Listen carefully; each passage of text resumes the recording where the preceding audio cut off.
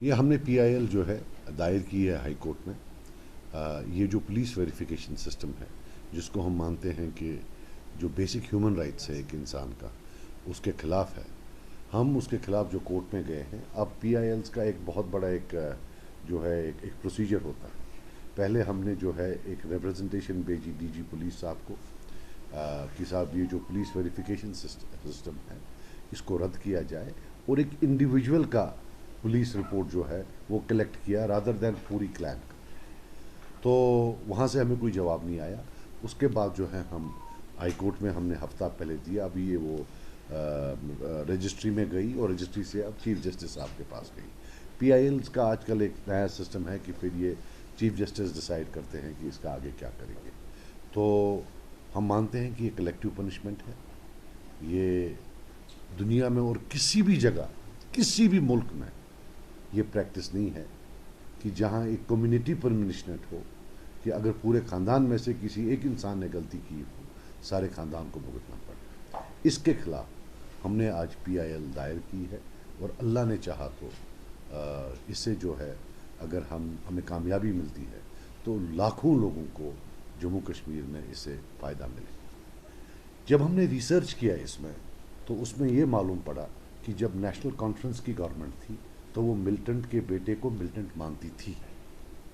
They have practice the same law during their time. जितनी भी elected हुकूमतें आई हैं, एक में मैं भी था, एक मिनिस्टर, सब ने ये लॉ फॉलो किया। 1996 से हर सरकार ने ये लॉ फॉलो किया है, मगर फ़र्क इतना था कि तब ये पासपोर्ट में जो है नहीं देते थे। यही कम्युनिटी पनिशमेंट थी।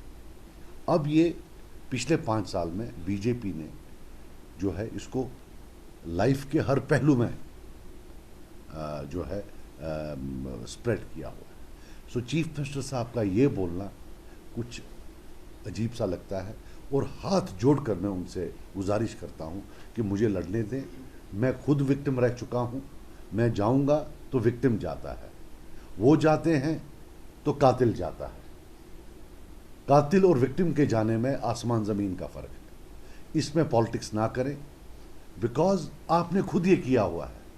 Once you advocate this cause, इसकी जो सैंक्टिटी है वो कम हो जाती है। ये एक फिर पॉलिटिकल इशू बनता है, ये ह्यूमन राइट्स का इशू नहीं बनता है। मैं इसलिए बोलता हूं कि मेरा खुद पासपोर्ट 5 साल बंद था। So I have been through this, I am a victim and a victim is going there. और इसमें हमने बहुत सारे विक्टिम्स के केसेस दिए कि कैसे कैसे किस किस को डिनाई किया गया। तो ये जब पुरानी हुकूमतें थी उसमें बाज़ाब्ता the concept of community punishment था। नेशनल कॉन्फ्रेंस की हुकूमत में सबसे ज़्यादा जो है ये इम्प्लीमेंट किया गया। Sir, is it limited to verification only, या उसका भी जिक्र किया है, जैसे प्रॉपर्टी सीज हुई है, जॉब्स से नहीं, अभी जो है ये it is limited to police verification, right. It is not, because वो फिर लंबा पड़ता है। We wanted to confine to something in which the vulnerability is very high, because ये किसी जगह भी ये जो कानून है कहीं भी नहीं है कलेक्टिव पनिशमेंट का कानून। हमने जो सुप्रीम कोर्ट का लेटेस्ट जजमेंट आया है बुलडोजर जस्टिस पर, उसका भी हवाला दिया है कि उसमें और इसमें क्या फ़र्क है कि आप जो है। And we have also said that this law और this practice is not prevalent in any part of the world. दुनिया में इतनी रिप्रेसिव रिजीम्स हैं, वो अंडर द टेबल क्या करें वो अलग बात है, लेकिन ऐसा documented form of collective punishment, community punishment is nowhere. ये अंग्रेज़ लोग करते थे 1860 या 65, मुझे याद नहीं है, या 20। तब कुछ कम्युनिटीज़ होती थी। अगर वो उस कम्युनिटी के लोग चोरी ज़्यादा करते थे, कत्ल ज़्यादा करते थे, तो अंग्रेज़ हुक्मरान जो है उन कम्युनिटीज़ को ब्लैक लिस्ट करती थी। तो मुझे लगता है ये लॉ जो है ना, उसी से कहीं ना कहीं इंस्पायर हुआ। नहीं, मुझे इंशाल्लाह पूरा यकीन है। मैं आपको बता दूं, मैं दिस इज़, अगर आपको याद होगा पार्लियामेंट इलेक्शन में जब हमने ये उठाया, हम तो रोज़ बोलते थे। और हम इसमें, because I know this is, आपको नहीं पता है, ये एक सोसाइटल जो है एक devastation, they are sowing the seeds of societal devastation. जो आज के ये हुक्मरान हैं ये नहीं रहेंगे, ये उठ के चले जाएंगे। पीछे रहेगी एक सोसाइटी जिसमें लगभग 40 to 50% ऑफ सोसाइटी होगी, भाई आपको पासपोर्ट नहीं मिलेगा, आपको नौकरी नहीं करने देंगे, आपको बिजनेस नहीं करने देंगे, तो फिर वो क्या करेगा? What will they do? So they should have thought about it, that you can't punish 50% of the population because one person has committed a crime. Sajjad साहब, उमर अब्दुल्ला साहब सीएम बनने के बाद पहली बार आज मीडिया के सामने आए और 1.5 घंटे का मीडिया इंटरेक्शन था, शायद आपने भी देखा होगा, और काफ़ी सारी चीज़ों का जिक्र किया गया और ये भी कहा गया कि statehood is the biggest challenge for the current government. So how do you see the press conference जो आज की गई और जिन चीज़ों का जिक्र किया गया, और ये भी कहा गया कि जो भी मैनिफेस्टो में वादे किए गए हैं 5 साल के दौरान फुलफिल किए जाएंगे। Sir, in addition to this इसी चीज़ को लेकर उमर अब्दुल्ला ने रुहुल्लाह साहब को मुतवज्जा करते हुए कहा कि जिस तरह उन्होंने रिसेंटली धरना दिया था, पहले एक का देते हैं, ये उसी से रिलेटेड है, तो उन्होंने कहा कि इसी तरह हमारे जो इलेक्टेड एमपीज हैं बीजेपी के या जो भी हमारे लेजिस्लेचर्स हैं, अगर वो सारे मिलकर एक प्रोटेस्ट डिमॉन्स्ट्रेशन करेंगे या पार्लियामेंट हाउस में जाकर वहाँ पे बात करेंगे या जो बीजेपी की सिग्नेचर कैंपेन वगैरह स्टार्ट करेंगे स्टेटहुड की रिस्टोरेशन के लिए, you be the part of that? देखिए, ये हमने ट्वीट में ही बोला था, तो कोई नई बात बोली उन्होंने? यू सी, जब कहने के लिए कुछ नहीं तो प्रेस कॉन्फ्रेंस क्यों की? आप बताओ, दिल पर हाथ रखकर, क्या कोई नई बात कही? क्या कोई नया सोल्यूशन?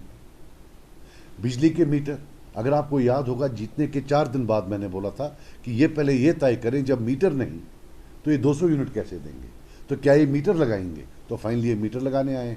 तब ये बोलते थे अगर कोई मीटर लगाएगा तो उसको हम ये कर देंगे, वो कर देंगे। प्रॉब्लम ये है कि उमर साहब ने बहुत झूठ बोला हुआ है, उनकी पार्टी ने ड्यूरिंग इलेक्शंस, तो अब उनको वो जो है भुगतने पड़ रहे हैं। ने बहुत झूठ बोला हुआ है उनकी पार्टी ने ड्यूरिंग इलेक्शंस, तो अब उनको वो जो है भुगतने पड़ रहे हैं। देखिए, जो स्टेटहुड के बारे में सीरियस हो वो कैबिनेट में रेजोल्यूशन पास करने के बजाय या तो असेंबली में रेजोल्यूशन लाता।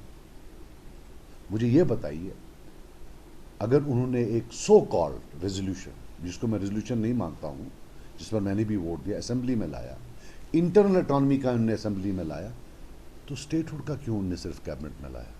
क्या उनको दिल्ली में किसी अंकल ने बोला था कि हम दे रहे हैं, तो उन्होंने बोला कोई और जो है इसका क्रेडिट ना ले?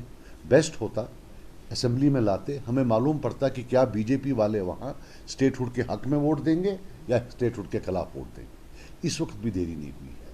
You should take a phone rather than go through press, call everybody, BJP, Congress, हम हैं, पीडीपी वाले हैं, आज़ाद उम्मीदवार हैं, सबको फ़ोन करके बोलो कि यार ये हमारे मुल्क का हमारे स्टेटहुड का मामला है, हमारी एग्जिस्टेंस एट स्टेक है, चलो इकट्ठे जाते हैं दिल्ली, वहाँ स्टेट की बात करते हैं।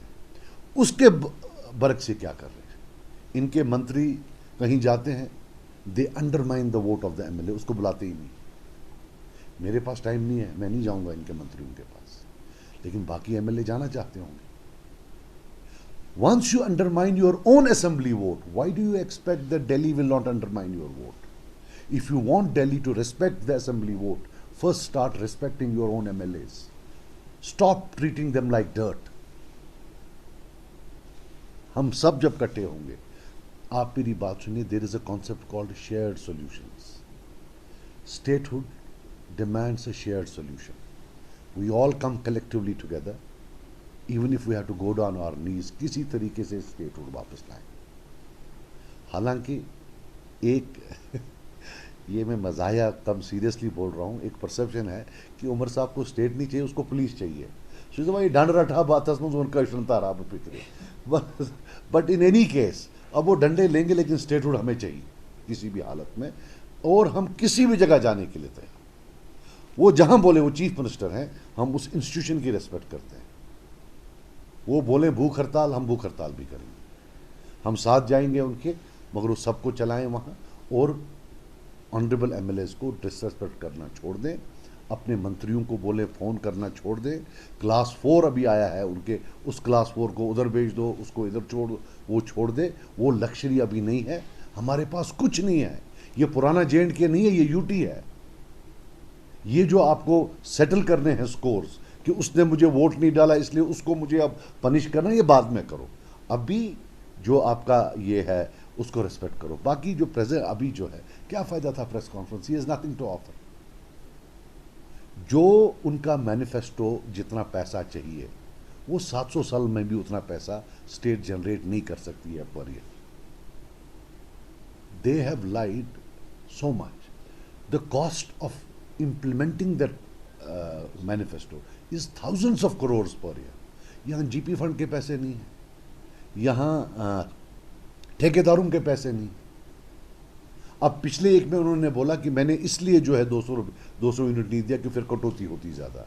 डज ही मीन कि यहाँ से एक हाथ से देगा और दूसरे हाथ से लेगा तो बिजली कम करेगा? सो मीटरिंग का जो है, if he is about to meter, then I can assure you कि जो इस वक्त एक कंज्यूमर भर रहा है, देखिए अगर आज एक बंदा 1000 रुपया भर रहा है, मीटर के बाद वो पहुंच जाएगा 2,500 पर, 2,500 में से 500 रुपया ये इसको दे देंगे, means you still pay the double. So he is going to punish everybody for voting for. So मुझे उसमें जो है I don't see any, but statehood पर मैं बिल्कुल इनके साथ हूँ। हम सपोर्ट करेंगे and I will tell him सबका सपोर्ट लो, लेट अस गो टुगेदर। इसमें कोई छोटा मोटा कोई ये नहीं है कि भाई मैं बड़ा तुरम खान हूँ। And I will tell you, statesman को वापस लाने के लिए एक स्टेट्समैन चाहिए। इस वक्त चीफ मिनिस्टर वो है। Time will tell whether is a statesman और not, whether he has to beg, whether he has to go down on knees, whether he has to get all of us together. He should do what it takes to get statehood back. लोगों ने उसको चुना है, मुझे नहीं चुना है। उसका काम है स्टेटहुड लाना।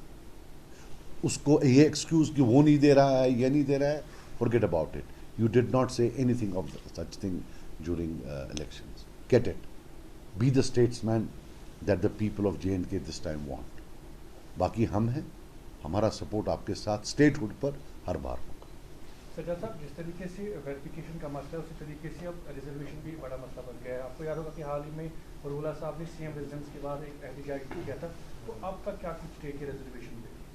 देखिए मैं आपको बात बताऊं, जहां तक रिजर्वेशंस का सवाल है, एक सिंपल चीज मैं पूछना चाहता हूं। पल्मोनोलॉजी में एक ही सीट है MD में, डू यू रिजर्व इट और do you put it to open merit? At least 50,000 people die every year of lung diseases. We have to take some harsh decisions. It should not cross the threshold of 50%. Already आपने 10% RBA को कम किया है। किसके कहने से किया है? किस हुक्म से किया है? कैसे कम किया है? देखिए मैं आपको बात बताऊं, मैं रिजर्वेशंस के खिलाफ नहीं हूं, मगर अगर आप रिजर्वेशंस को यूटिलाइज करना चाहते हैं कश्मीरी पॉपुलेशन, स्पीकिंग पॉपुलेशन को सब्जुगेट करने के लिए, उनको सोसाइटली डिमोलिश करने के लिए, तो दिल्ली अपना टाइम ज़ाया कर रही है और उमर अब्दुल्ला साहब भी अपना टाइम ज़ाया कर रहे हैं। Kashmiri speaking race is the predominant race है। ये एक पुरानी तहजीब है, इनका पुराना कल्चर है। कोई रिजर्वेशन से कुछ नहीं होने वाला है। आपको लगता है कि आप रिजर्वेशन के थ्रू इनको जॉब से डिनाई करोगे, इनको बाकी से डिनाई करोगे, ताकि बाद में दे विल सॉर्ट ऑफ ये जो बोलते हैं कि भाई खैर बहुत सारी बातें कहते हैं, मैं वो उनमें नहीं जाना चाहता हूँ। लेकिन ये है कि एक तरफ से वो बोलते हैं सब कमेटी, फिर खुद बोलते हैं कि कोर्ट में केस है। जो सब कमेटी के मेंबर्स हैं, should they issue statements? Why are they issuing statements? Their MLAs are issuing statements. एक पार्लियामेंट मेंबर प्रोटेस्ट कर रहा है, जो पहाड़ी मेंबर्स हैं वो स्टेटमेंट दे रहे हैं। What is this nonsense? कितना मजाक करोगे? और मैं लोगों को बोलना चाहता हूँ, खुदा की कसम मैं खुश हूँ। You have voted for a person थे, वो 2 ही दिनों में जो ब्यूरोक्रेट है उन्हें माना था इतना % हुआ, चल भाई इतना % multiply by 25। What is this? I will be very honest with you, I really think that he should get himself together. He still our chief minister. हम उस इंस्टीट्यूशन की इज्जत करते हैं, और जब तक इनको स्टेटहुड वापस नहीं मिलता, there will be no dignity for the people of JNK and no dignity for that seat. बाकी सब झूठ है, बाकी सब total lies, and for that he should go and to every MLA in the JNK assembly and a shared solution and a collective solution. ऐसे जो है नहीं चलेगा। और मैं इनको बता दूं, आपने पूछा नहीं, लेकिन ये 5 दिसंबर का जो है, शेख साहब एक अजीम लीडर थे। आई बिलीव कि वो छुट्टी होनी चाहिए। 13 जुलाई की छुट्टी होनी चाहिए, और 1999 के बाद जो लोग मरे हैं उनके लिए भी एक उनकी मेमोरी में भी एक दिन छुट्टी का होना चाहिए। वो छुट्टी का दिन इसलिए, एक उनके रेस्पेक्ट के लिए, because they lost their lives to violence for no fault of theirs, and also जिन लोगों ने वो वायलेंस यहाँ लाई उनके लिए रिमाइंडर कि don't do experiments which bring in violence. So I strongly believe that for those people who have been killed post 1989 there should be a day to in memory of all those who have lost their lives to violence, because वो भी कश्मीरी थे, जहां शेख साहब deserve करते हैं एक दिन, 13 जुलाई वाले डिजर्व करते हैं, ये क्या नहीं करते हैं? 2-2 भाई एक दिन जो है मारे गए, 3-3 भाई एक दिन मारे गए, एक ही घर के पूरी फैमिली, तो उनका मेमोरी कहीं ना हो, किसी को याद नहीं है। लेकिन इंशाअल्लाह मुझे लोग कुछ भी बोले, लेकिन 99 के बाद जितने भी लोग मरे मैं इंशाल्लाह उनका जो है I will remember them and I will try to represent them, because ये कौम तो भूल ही गई है। one question. I might sound innocuous in nature, but I want to understand. You think they'll complete 5 years? कौन? देखो यार, जो भी कोई इनको 5 साल से पहले उतारने की कोशिश करेगा वो कश्मीरियों का सबसे बड़ा दुश्मन। I want them to complete 5 years so that ये गांधी का हमेश खतर गया। And you think sir वैसे इंशाअल्लाह 5 साल करेंगे, ये अंकल वंकल मिलाकर 5 साल करेंगे, फिर अंकल भी जाएगा तो ये भी जाएंगे। अब आप ये देख लो, ही इज सो मैच्योर, ये अपने एमएलएज को डरा रहा है कि जी मुझे होम मिनिस्टर अंकल और प्राइम मिनिस्टर अंकल ने बोला कि हम आपको डिस्टेबलाइज करेंगे पप्पू। अरे पप्पू ये नहीं बोलते ना, तेरे को बोला उन्होंने, थोड़ी बोलते हैं प्रेस में। You don't say this, no, he is reaching out to his MLAs. इधर उधर ना करना। मेरी एचएम अंकल और पीएम अंकल से बात हो गई, मैं पहले से अंकल आंटी बोल रहा था, आप लोग सुनते नहीं थे मेरा। अब सब चेहरे क्लियर हो गए, कुछ अभी भी पीछे है, वो भी वक्त आने पर बता दें। Thank you so much sir. Does Kashmir issue still exist? तो उन्होंने कहा ये एग्जिस्ट भी करता है, लेकिन पाकिस्तान कश्मीर की उन्होंने बात की कि उस कश्मीर का क्या बनेगा, जो बीजेपी क्लेम कर रहा है कि इस कश्मीर का मसला जो है 2019 के बाद सॉर्ट आउट हुआ है, तो कैसे देखते? मेरा सवाल उमर साहब से सिर्फ एक है, ये वाला कश्मीर का डिसीजन क्या full and final? Is there no problem है? इफ सो, इलेक्शन से पहले तो फारूक साहब बोलते थे कुछ चाइना के साथ जाएंगे, पाकिस्तान से बात करो, और वो ये नहीं बोलते थे कि पाकिस्तान से बात करो वो कश्मीर देने की, उन्होंने कभी बात नहीं की। It's a shame, the same person who was accusing everybody of being an agent, he is actually stating what he has always stated as the foreign minister in NDA, कि ये वाला मसला हल है, आप उस कश्मीर की बात करो। ये तो बीजेपी की पॉलिसी है, आरएसएस की पॉलिसी है। This is the ideology of BJP and RSS, that this thing is finalize, that thing is not finalize. So वही तो हम इलेक्शन से पहले बोल रहे थे, मगर लोगों को समझ नहीं आ रही थी। अगर उनको समझ आ रही थी तो आपको समझ नहीं आ रही थी। ये डायलॉग करना है, ये तो यही बोलते थे जो ही ये पावर में आए। हम तब भी बोलते थे पावर में इनकी बोली अलग होगी। So Kashmir issue is there is no doubt about it, there is a Kashmir issue, but you will have to ask him that is this part finalized, is it the only other part, because at least people deserve to know that what his utterances are post election. और मैं लोगों को बोलना चाहता हूं, खुदा की कसम मैं खुश हूं, you have voted for a person, you deserve this person, you deserve this party। लाया 370, 200 यूनिट दिए, तब तो बोलते थे सजाद लोन बीजेपी है। आज तो ये शाल डाल रहा होता है। सो इस कौम को यही चाहिए था, मिल गया। लेकिन क्या करें, छोटे बच्चों ने इनके लिए वोट नहीं किया, जो बाकी चीज है we can't leave them in the lurch. Otherwise तो गुस्सा इतना है। वो आप बताओ 75 से 1947 से आज तक वो कौन सी चीज है जो दिल्ली ने ली और वापस दी, और कौन सी चीज उन्होंने ली जिसका एनसी ने वादा नहीं किया मैं वापस लाऊंगी? कोई लाया? और अगर ठप्पा पड़ा कभी अप्रूवल का, मुझे यह बताइए 75 में शेख साहब ने अकॉर्ड किया, सिवाय उनकी चीफ मिनिस्ट्री के लिए कश्मीर के लोगों के लिए क्या था? हाँ, एक चीज था कि खुद प्राइम मिनिस्टर जब खुद चीफ मिनिस्टर की कुर्सी पर बैठता है वो ठप्पा मारता है कि प्राइम मिनिस्ट्री गई। और 1950 से 1975 जितने इरोजन्स हुए थे, यहाँ नौजवान हैं उनको पता ही नहीं है पहले। एक सुनिए, प्राइम मिनिस्टर के ले गए, सदर रियासत ले गए, इलेक्शन कमीशन इंट्रोड्यूस किया, IAS IPS इंट्रोड्यूस किया, ठीक है ना, ये सारी बड़ी बड़ी चीज़ें ले गए। ओके, जब शेख साहब 75 में इन चीज़ों पर बात करने के बगैर उन्होंने ज्वाइन किया, he put a seal of approval, he put a seal of approval on everything, and the people of Kashmir actually thought that they will give them 370 back, national conference. They would love it to be an issue, but they would never want it back.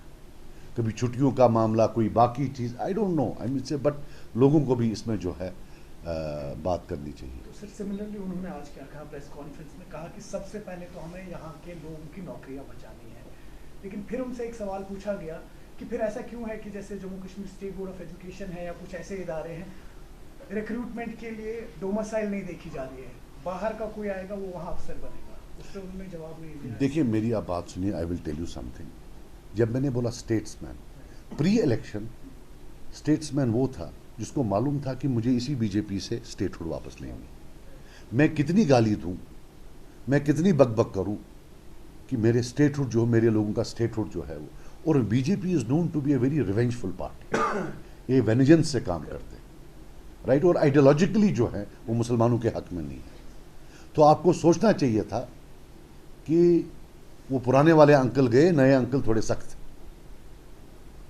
But तब तो आप बोल रहे थे मेरा कुछ नहीं है, अभी आप बोल रहे हो वो अंकल है मेरे, लेकिन अंकल ये वो सख्त वाले अंकल है, अब करो क्या करोगे। वी ऑल हैव टू पे फॉर देयर अटरेंसेस, ये याद रखना, बट इंशाल्लाह I am hopeful, you know. लेकिन ये है कि सॉर्ट ऑफ, देखो अभी ये छुट्टियों का मामला हुआ, I have a different take on it, but even you should also, you know, आप लोगों को भी जो है इसमें देखना चाहिए कि मांग क्या रहे हैं और क्या नहीं मांग रहे। सर बिजनेस रूल के ताल्लुक से बात की, उन्होंने कहा कि इस पर हम वर्कआउट कर रहे हैं, बिजनेस रूल बनाए जा रहे हैं। At the same time he said कि अभी तक LG एडमिनिस्ट्रेशन ने उनके काम में इंटरफेयर नहीं किया, और जो ये बता रहे हैं कि गवर्नमेंट काम नहीं कर पा रही है या MLAs काम नहीं कर पा रहे, वो बिल्कुल गलत है। एज एन MLA आपकी पर्सनल ऑब्जर्वेशंस क्या है? मेरी पर्सनल ऑब्जर्वेशन है, ये गया था दिल्ली अंकल के पास, LG अंकल के खिलाफ, उनने बोला तेरा असली अंकल वहाँ है, जाओ उधर ही बात कर। तब से अभी इस अंकल की तारीफ कर रहा है। There are no business rules, why aren't there business rules? It's a matter of 1 minute. ये झूठ बोल रहा है। 18 डिपार्टमेंट इसके पास हैं। Can he as a human look after 18 departments? There is a limit. 18 department इसके पास है। ही इज स्कैर्ड कि मैं 3 मंत्री डालूंगा, कहीं मेरे MLA इधर उधर न चले जाएं। एक बंदे ने 18 डिपार्टमेंट रखे हुए हैं, हम एक नहीं चला सकते थे। That means there presence is token, it's being run by the same set of bureaucrats जो पहले रन कर रहे थे। That the political presence is a token presence, कि भाई ठीक है, कोई आपको ट्रांसफर करना है, किसी को तंग करना है, वो कर लो, बाकी हम काम खुद कर देंगे। आप बताओ ना मुझे, big departments, electricity, urban development, I think revenue, health, नहीं हेल्थ तो उनके पास है, सकीना जी के पास है, फाइनेंस, टूरिज्म। अच्छा फाइनेंस मिनिस्टर इतने अच्छे हैं, GST गए, बोला शॉल पर नहीं है, मालूम पड़ा उठा नहीं, अगली बार उठेगा। He such a financial wizard. Finance का पता नहीं है, कोई चीज़ नहीं है, go it, give it to a specialist. अब तो वहाँ कोई स्पेशलिस्ट नज़र नहीं आती है, वहाँ किसी ने शायद पढ़ा नहीं है उतना फाइनेंस। नहीं, मुझे नहीं लगता है वो फाइनेंस का इनका है। That will be always be a problem. They don't seem to have a, but they can keep a good advisor. At the end of the day, they can keep a good advisor, but they actually have a problem. So, you know, that is जो है, you know, और I'll tell you, जैसे जो मतलब अभी जो चल रहा है, I don't see at all. You see, he is on a trip to please the LG साहब, कि साहब वो मुझे दखल नहीं कर रहे हैं, वो मुझे ये नहीं कर रहे हैं। Let him come out and clean. खुदारा मैं आपको भी अपील कर रहा हूं और लोगों को भी, इनका मुंह और इनके अटरेंसेस इलेक्शन से पहले पर्टेनिंग टू बीजेपी और आज, तब तो इस पूरी दुनिया को बीजेपी बोल रहे थे। अब तो जो वो राहुल कमल है गोदी मीडिया का, उसने इसको बोला you sound like a BJP spokes person. मैंने नहीं बोला, उसने बोला। ईवीएम्स के बारे में इसने जो है अपने इत्तेहादी पार्टनर के खिलाफ बोला। वन नेशन वन इलेक्शन में he gave no stance at all, nothing at all. So अब इसमें मतलब he has to answer, he is doing nothing. Tell me, put your hand on your heart, आप भी जाते हो कहीं सरकार विजिबल है क्या? किसी जगह विजिबल नहीं, it's not visible anywhere. I foresee a big problem 6-7 months down the line. अभी ये स्नो क्लियरिंग है, right? He had put that statistics से ही जो है अफसर हैं पॉलिटिशियंस को उल्लू बनाते हैं। जनाब पिछली बार 72% क्लियरेंस थी, अभी हमने 73.4 की, an increase of 1.4। This is how they make fool of us. And he actually had the audacity to put that percentage. This is a worldwide rule that bureaucrats use statistics to blind politicians. And a blinded one actually has the audacity to put it on net.